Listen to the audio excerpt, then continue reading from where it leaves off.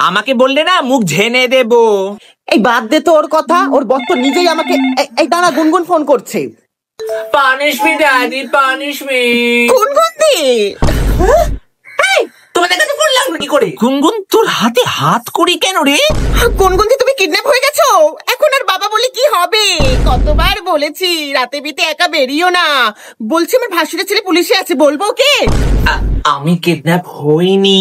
তাহলে কি তোকে পুলিশে ধরলো রে গুনগুন? কতবার বলেছি এত টাকার মালিক হয়ে পকেট মারিটা এবার ছাড়, দেখ এবার বোঝ ঠেলা।